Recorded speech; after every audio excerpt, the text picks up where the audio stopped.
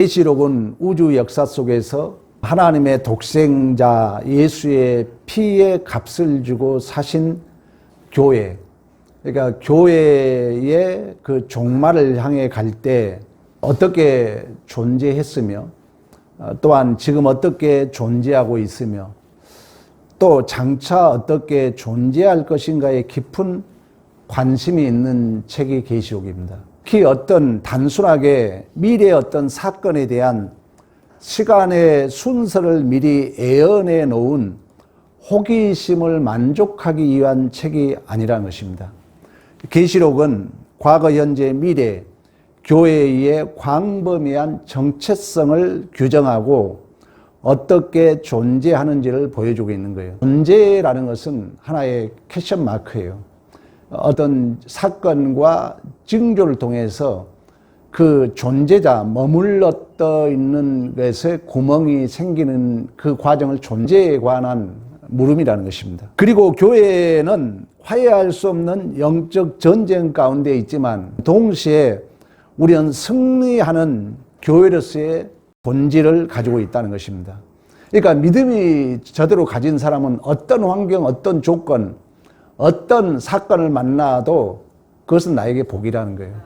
그것은 나에게 명예롭고 복 있는 기회로 받아들이는 거예요. 그때 거기에 그동안 내가 갇혔던 데서 뭔가 간격이 생기는 거죠. 그때 나는 성숙을 가져올 수 있는 거예요. 그게 존재에 대한 하나의 어떤 자기의 정체성이라고 말할 수가 있는 것입니다. 즉 종말의 궁극적 목적은 세상 나라가 아니라 하나님 나라, 세상 나라가 하나님 나라로 완성되는 것입니다. 하나님 나라는 뭐라 했어요? 하나님 나라는 종말을 품고 있는 통치의 개념이라는 것입니다. 자, 이미지는 언어로 포획하는 것입니다. 하나님 나라는 통치 개념이구나. 내가 하나님의 백성으로 산다는 것은 내가 하나님의 통치를 받고 있구나. 인간은 언어적 존재라고 그랬잖아요. 그 하나님 나라의 완성은 만왕의 왕 되신 예수 그리스도께서 통치와 다스림의 완성인데 삼중 시대가 있다는 거예요. 이미와 아직이라는, 그리고 중간 시대. 그러니까 예수의 초림으로 우리는 하나님의 통치가 시작된 거예요. 그리고 예수가 재림하시고 완성될 거예요. 그 완성, 그 종말을 품고 있는 통치라는 거예요. 그러면 죽음 이후에 하나님의 우리는 지금 통치를 받고 있는 거예요. 근데 죽음 이후에 그 나라는 가보지 않았잖아요. 그래서 묵시문학적 관점이라 그러는 거예요.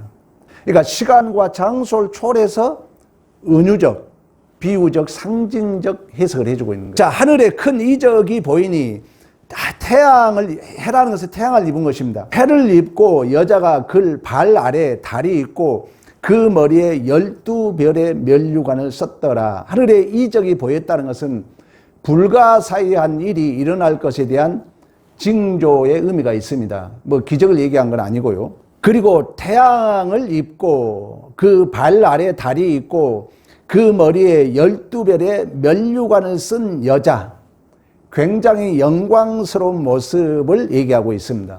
그러면 해와 달이 의미하고 있는 것은 무엇인가를 이제 성경을 찾아봐야죠. 시편으로 가봅니다. 89편 34절부터 내 언약을 깨뜨리지 아니하고 내 입술에서 내 것을 변하지 아니하리로다.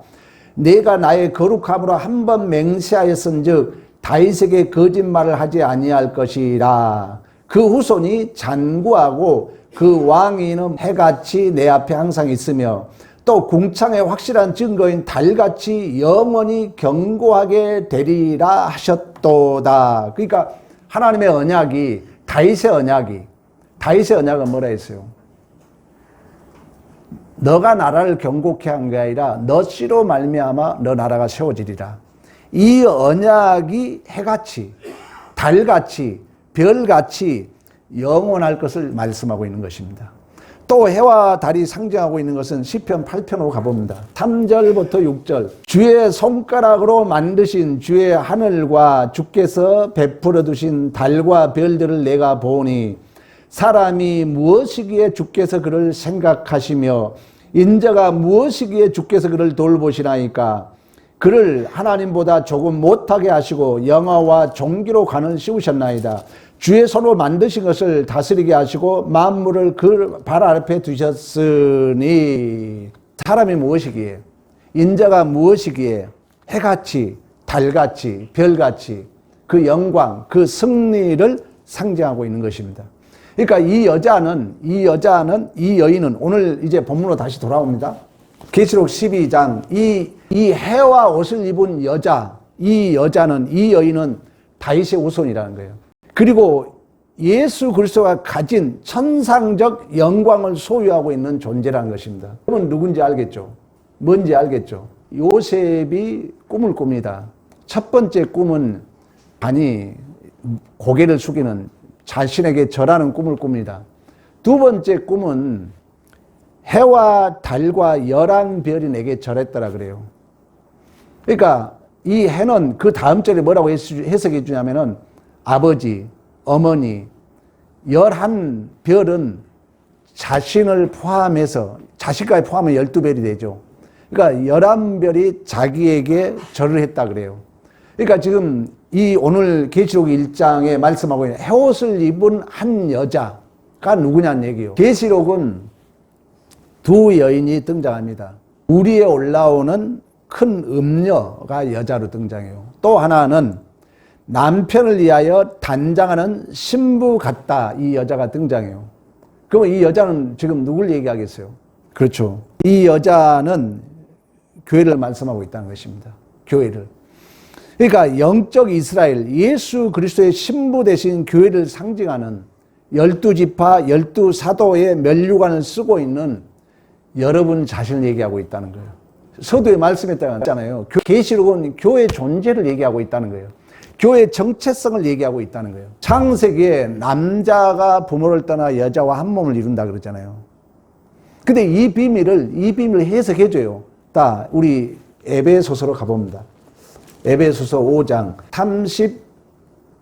31절부터 32절까지 그러므로 사람이 부모를 떠나 그 아내와 합하여 이 둘이 한 육체가 될지니 이 비밀이 크도다. 나는 그리스도와 교회에 대해서 말하노라. 아멘. 마태복음에 보면은 예수님의 족보가 나오잖아요. 예수님의 족보가 나오는데 거기에 그 죄인들로 상징되는 가늠한 여인들이 다 등장하는 거예요. 다말, 며느리잖아요. 시아버지 유다와 그런 간음을 하잖아요. 그리고 기생락, 그리고 룻, 그리고 우리아의 아내 밧세바, 그리고 마리아가 나옵니다. 그러니까 이들은 다 한마디로 죄인을 상징해 주고 있는 거예요. 그러니까 이런 여자의 모습이 성경에 기록되고 있는 것은 예수님께서 무엇 때문에 이 땅에 오셨는가에 대한 복음의 내용을 품고 있다는 거예요. 이 여자는. 그러니까 오늘 본문에 계시록에 나오는 이 여자도 마찬가지예요. 그러니까 해와 달과 별의 승리와 영광을 소유한 이 여인은 뭘 상징하고 있다고요? 교회를 상징하고 있다는 거예요. 12장 2절 이 여자가 아이를 베어 해산함에 아파서 애를 쓰며 부르짖더라. 5절 이 여자가 아들을 낳으니 이는 장차 철장을 망구로 다스릴 남자라. 이 아이를 하나님 앞과 그 보좌 앞으로 올라가더니 이 아이는 누굴까요? 이 아이는 예수를 얘기하고 있죠. 자, 우리 교회가 생명을 또 잉태해야 되잖아요. 그 생명은 누구예요? 예수라는 거죠. 묵시문학적 관점에서 보라 했잖아요. 그러니까 어떤 의미, 어떤 상징을 두고 있는가를 언어라는 것은 이미지를 포획하고 있거든요. 그러니까 이 언어 속에는 힘도 있지만 그 이미지를 담고 있다는 거예요. 그러니까 상상력을 초월하고 성령을 우리가 좀 동원해 보면은 너무 쉽잖아요. 그러니까 이 여인이 애를 출산해야 하기 때문에 고통이 있다는 거예요. 우리 안에 뭐 살아요? 예수가 살잖아요. 그러면 우리의 존재는 예수를 다시금 출생해야 되잖아요. 쉽게 말하면 내 존재 속에 예수의 모습을 드러내야 된다는 거예요. 그래 이것은 쉽지 않으니까 해산의 고통이 있는 줄로 믿습니다. 예수 그리스도 옆에는 예수 그리스도의 부활과 죽음의 옆에는 항상 그래서 여자가 있는 거예요. 그 여자가 누구예요? 마리아, 교회죠. 자, 한번 찾아봅니다. 요한복음 19장으로 갑니다. 좀 어려워도 따라오시고 너무 중요하니까. 25절 시작. 예수의 십자가 곁에는 그 어머니와 이모와 글로바의 아내 마리아와 막달라 마리아가 섰는지라. 또 마태복음 27장으로 가봅니다. 27장 55절 56절 예수를 섬기며 갈릴리로부터 따라온 많은 여자가 있지만 멀리서 바라보고 있으니 그 중에 막달라 마리아와 또 야고보와 요셉의 어머니 마리아와 또 세베대의 아들 어머니도 있더라. 많은 여인들이 있지만 의도적으로 성경은 누구를 쓰고 있다고요? 마리아를 쓰고 있다는 거예요. 마리아는 누구를 잉태합니까? 예수 잉태하잖아요. 그 마리아를 원어적으로 해석하면 뭐냐? 반역. 우리 아까 얘기했잖아요. 예수님의 족보에 든 여자들이 다 한마디로 가늠한 여인들, 반역자들, 죄인들이 거의 기록되어 있잖아요. 이게 대표적으로 마리아. 그 마리아 속에는 그 마라, 쓴물, 고통, 눈물, 반역, 배신, 괴로움 이게 다 포함되어 있다는 거예요. 원어적 해석을 해보면은. 미리암 나오죠, 여러분, 구약에. 또 메리, 마라, 모라, 마라르 다 그런 내용을 품고 있어요. 그러한 쓴 고통의 인생 속에 그 반역의 자리에 예수가 오셨고 예수가 내 안에 들어와서 다시금 우리는 누굴 잉태해야 돼요? 예수를 잉태해야 된다. 교회의 존재를 얘기하고 있다는 거예요. 계시록은. 계시록까지 쉬운 게 없다니까요. 그래서 성경에 또 우리가 한번 찾아볼까요? 마라는 누구 말이라고요? 마리아란 말이에요. 그럼 마라란 말을 제일 먼저 쓴 사람이 누구예요? 성경에. 그렇죠, 그렇지. 자, 우리 룻기로 가봅니다. 룻기 1장 20절로. 나오미가 그에게 이르되 나를 나오미라 부르지 말고 나를 마라라 부르라. 이는 전능자가 나를 심히 괴롭게 하였음이라. 아멘. 이제 저를 보세요. 옛날에 나오미라는 여인이 살았어요. 남편은 엘리멜렉이에요. 예루살렘에서 부자로 잘 살았는데 흉년이 생긴 거예요. 그래서 이 나오미가 아들 둘하고 말론과 기론 아들 둘과 엘리멜렉이라는 남편과 어려우니까 이민을 간 거예요. 그게 모압이에요. 모압이라는 이방 나라에 갔는데 10년 만에 남편도 죽고 두 아들도 죽은 거예요. 그러니까 이제 이 나오미라는 여인과 며느리만 남은 거예요, 며느리. 근데 이 한 며느리는 남편이 죽었으니까 시어머니를 떠난 거예요. 근데 룻이라는 여인은 어머니의 하나님이 나의 하나님이라면서 그 이방 땅에서 예루살렘으로 돌아온 것입니다. 그러나 어쨌든 나오미 입장에서는 후사가 끊어지는 거예요. 후사가 끊어지면 죽어야 돼요. 그것이 끝이에요. 생명이 없는 거예요. 그런 가능성, 기대, 소망이 없는 마라, 고통, 쓴물, 반역, 배신, 마라나 마리아나 똑같은 의미라니까요. 우리의 존재 똑같은 얘기라는 거예요. 우리가 희망이 없었잖아요. 그런 우리에게 예수가 오신 줄로 믿습니다. 이제 이러한 그래서 이 나오미가 나를 마라라 해라. 나를 마리아라 해라. 나는 낙심, 절망, 반역, 배신, 나는 소망이 없는 자다. 하나님이 나를 괴롭게 했다. 나를 말하라 해라. 근데 보아스를 만나요. 그러니까 전혀 친척도 아니고 전혀 근거 없는 룻이잖아요. 이방 여인잖아요.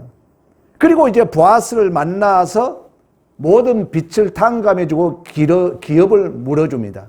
그 한마디로 후손을 연결해 준다는 거예요. 예수가 우리에게 그랬던 것처럼. 그러니까 너무나 중요한 복음의 내용이 품고 있다는 거예요. 이 여자 속에는. 우리의 존재가 그런 것처럼. 그래서 이제 보아스는 며느리 룻과 결혼해가지고 그 후사를 나오미 족보에 이렇게 연결해 줍니다. 살려주는 거죠. 그래서 나오미는 소망이 없는 쓰디쓴 마리아 인생에서 보아스는 또 다른 말로 하면 예수 생명이죠. 이런 또 다른 남자를 만나 가지고 결국 다시금 나오미, 그 마라라이라, 나를 나오미라 하지 마라. 나오미라는 이름은 은혜로운 자, 사랑스러운 자거든요.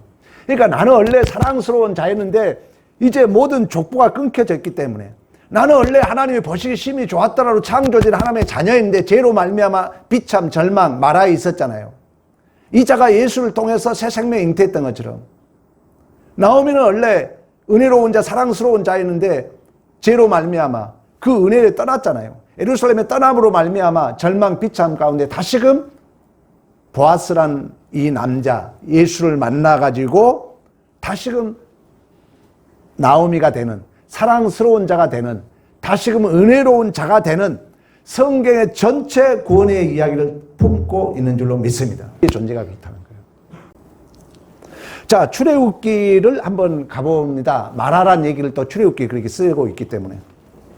출애굽기 15장 22절, 마라를 만납니다. 마라는 뭐라 했어요? 마리아, 교회를 품고 있다는 거예요. 쓴물, 고통, 반역, 죄인, 절망, 이 모든 게 포함되어 있다는 거예요. 마라, 미리암, 마리아 다 같은 언어적 그 문구를 가지고 있는 거예요. 오늘 찾아보면은. 자, 이 쓴물을 만나요. 나오미처럼 소망이 없는 거죠. 나를 말하라 해라. 난 절망이다. 난 소망도 없다. 난 고통 가운데 있다. 나는 죄의 비찬 가운데 있다. 이렇게 목말라 죽어가는 그 이스라엘 백성들에게 나뭇가지를 던져요. 나뭇가지라는 건 맞대, 십자가를 얘기하고 있는 거예요. 쉽게 말하면 원어적 해석이. 그래서 이 성경이 어려운 게 통견적 성경으로 해석을 해야 돼요. 은유 상징적이게 많아요. 문자적 해석은 잘못하면 이단으로 빠집니다. 근데 이 상징적 해석이 많다 보니까 또 잘못하면 이단으로 빠져요. 그래서 여러분 어디서나 예배 드린 게 아니에요. 저대로 조직신학 교리를 공부한 자 밑에 예배를 드리라고 그래요. 칼빈은 그렇게 얘기를 했어요. 그래서 이 쓴물에 그 맞대 십자가가 던져지는 거예요. 그래서 단물로 된 줄로 믿습니다. 우리 구원을 얘기해 주고 있다는 거죠. 우리의 구원을. 그러면은 마리아에서 절망, 고통, 쓴물, 비참, 반역, 죄인에서 예수를 만났어요. 그러면은 이 기쁨의 소식을 또한 제일 먼저 접한 자가 누굴까? 그렇지, 마리아지. 마리아예요. 자, 찾아봐요. 이제 마태복음 가봐요. 마태복음 28장. 마태복음 28장 1절. 안식일이 다 지나고 안식 후 첫날이 되는 새벽에 막달라, 누구다? 마리아. 성경이 의도하고 있잖아요. 많은 여인이 있지만 마리아를 끌어들이고 있다는 거예요. 또 다른 마리아. 그러니까 교회의 어떤 공동체를 얘기하고 있는 거죠. 왜 성경이 굳이 마리아를 얘기하고 있는가? 마리아는 뭐라고요? 쓴물, 고통. 이 마리아가 나중에 누구를 잉태해요? 예수를 잉태한다는 거예요. 이 교회가 진정한 생명을 만나요. 예수를 만나는 거예요. 남자를 만나는 거예요. 그래서 또 생명을 잉태한 얘기를 지금 계시록 12장 1절 2절을 하고 있다는 거예요. 그걸 내가 다시 지금 성경을 가지고 해석을 해주고 있는 거예요. 그래서 마리아와 다른 마리아 얘기하고 있는 거예요. 많은 여인들이 있지만 왜 성경이 의도적으로 이 문자를 포획해서 쓰는가 해석해주고 있는 거예요, 지금. 그러면서 넘어갑니다. 5절. 천사가 여자에게 말하여 이르되, 여자는 뭐라 했어요? 마리아, 마라, 교회를 얘기하고 있다는 거예요. 너희는 무서워하지 말라. 십자가에 못 박힌 예수를 너희가 찾는 걸 내가 아노라. 그가 여기 있지 않고 그 말씀하시던 대로 살아나셨느니라. 와서 그가 누우셨던 곳을 보라. 또 빨리 가서 제자들에게 이르되 그가 죽은 자 가운데 살리셨고 너희보다 먼저 갈릴리로 가리라. 그러면 예수가 죽고 부활한 소식을 제일 먼저 접한 자가 누구라고요? 마리아. 그러면 이 소식을 전해야 할 자도 누구예요? 마리아라는 거예요. 우리의 존재라는 거예요. 우리의 정체성이라는 거예요. 그러면서 뭐랍니까? 8절. 여자들이 무서움과 큰 기쁨으로 빨리 무덤을 떠나 제자들에게 알리려고 다름질할 때 우리가 사명에 있다는 거예요. 그 증인으로 누가복음에 예수의 죽으심과 부활하심의 그 이름으로 제사함 받고 회개하는 일이 예루살렘으로부터 온 백성에게 이르기까지 기록되었을 때 일이 너희들의 증인이다. 하늘의 능력을 덧입을 때까지 이성에 머물러 있고 오순절 성령 강림 마가의 다락방에 성령의 임함으로 교회가 출생된 거예요. 그래서 우리는 성령의 덧입은 자로서 그 예수의 죽으심과 부활을 내 안에서 성령이 확정해 주는 것입니다. 그래서 성령이 임하면 권능을 받고 이 예수의 죽으심과 부활의 새 생명에 증인된 사명을 감당하게 된 줄로 믿습니다.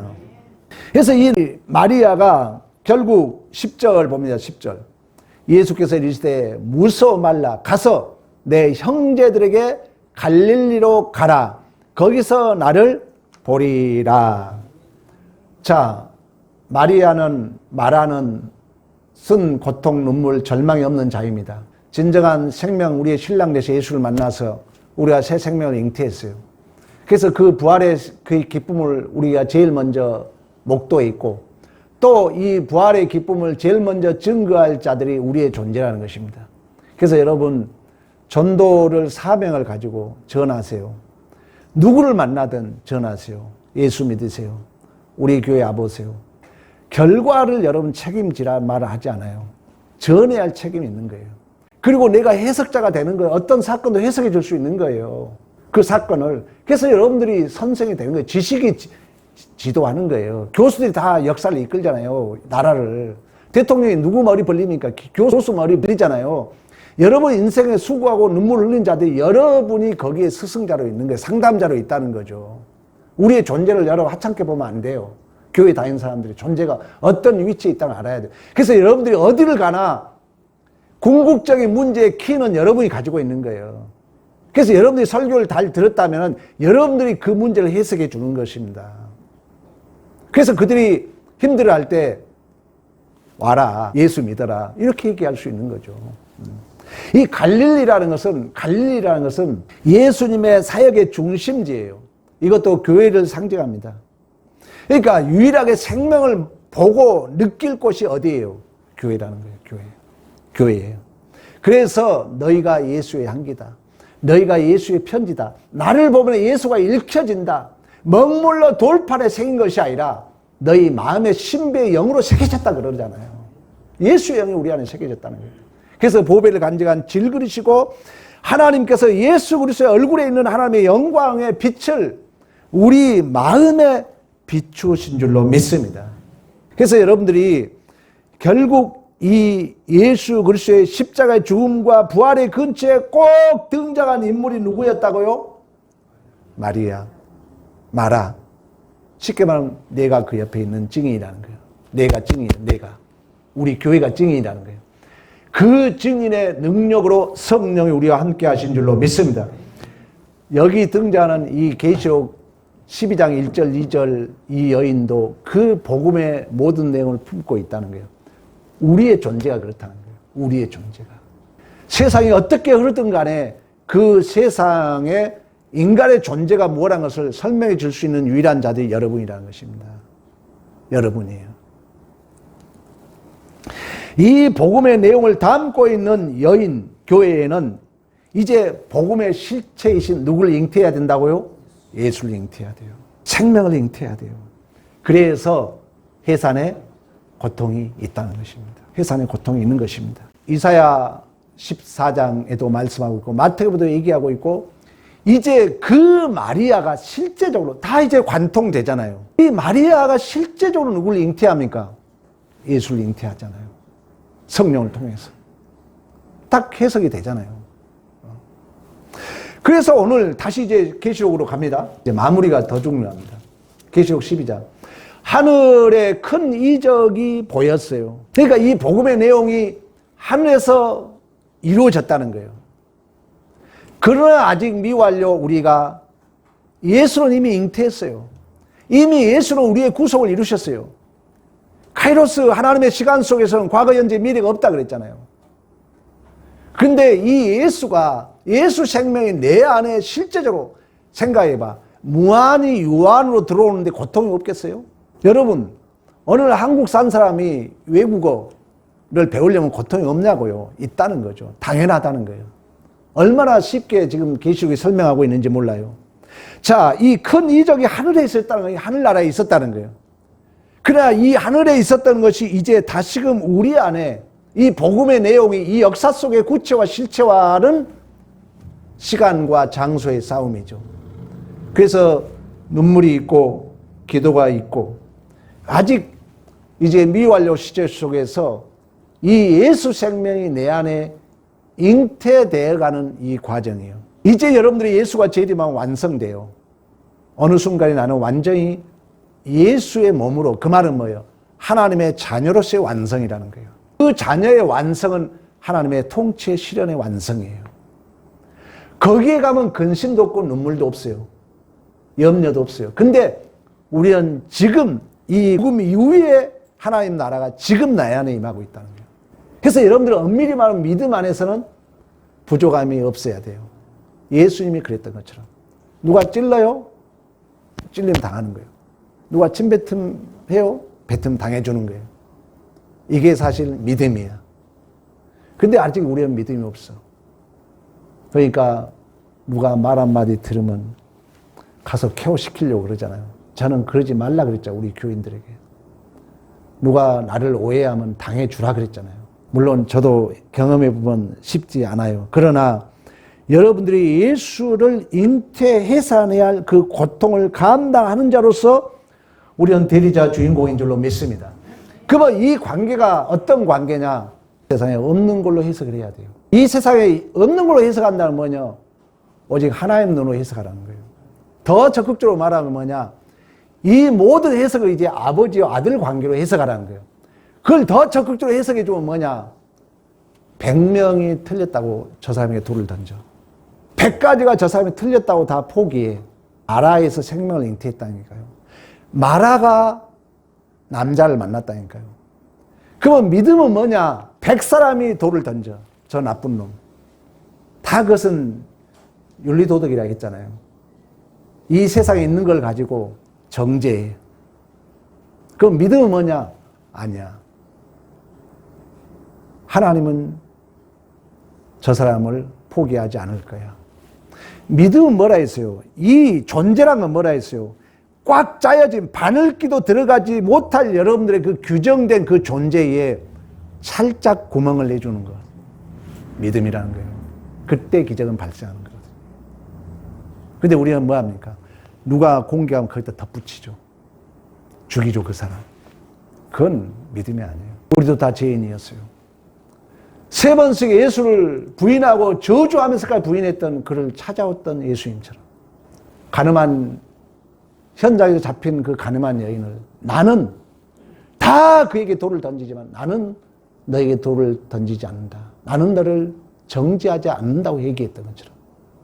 이 관계가 뭐라고요? 아버지와 아들 관계. 이게 믿음이라는 거예요. 성경에 말하는 믿음이라는 거예요. 여러분들이 돌을 던진 자가 여러분 아들이라니까요. 도덕의 최고의 경지는 뭐라 했어요? 윤리도덕의 최고의 경지는 뭐라 했어요? 아버지 마음이라 했잖아. 예를 들어서 내가 몇 번 얘기해 줬잖아. 윤리도덕의 최고의 경지는 뭐예요? 아버지 마음이라니까요. 그러면 믿음의 최고의 경지도 마찬가지예요. 아버지 마음을 갖는 거예요. 여러분들이 정죄하고 여러분들이 심판하고 있는 자가 내 아들이라니까요. 또 역설적으로 말하면 그분이 내 아버지라니까요. 아버지에게 돌을 던져요? 집안에 무슨 율법이 필요 있습니까? 집안에 무슨 윤리도덕이 필요 있냐고요. 물론 필요하죠. 그것은 뭡니까? 그 사랑을 유지하기 위함이지 사랑을 내팽개치기 위함이 아니잖아요. 아버지와 관계를 깨뜨리기 위한 율법이 아니잖아요. 믿음의 관계입니다. 여러분, 이 사역을 위해서 우리 예수님이 심판대에서 재판장으로 서지 않았다니까요. 이제 교회가 1명, 2명 부흥될 거예요. 아버지의 마음을 가져야 돼요. 그가 어떤 죄를 지어도 여러분이 물론 순간에 실수를 할 수 있어요. 에이! 그러나 오늘 설교 들었잖아요. 조용히 뒤로 와서 괜찮아요. 제가 큰 소리 쳤네요. 그런 분위기가 된다면 교회가 어떠겠어요? 기적이 나타난다는 거죠. 기적이. 이 일을 위해서 성령의 신적 보존으로 와 계십니다. 여러분 분명 달라질 거예요. 오늘 설교를 들은 자는.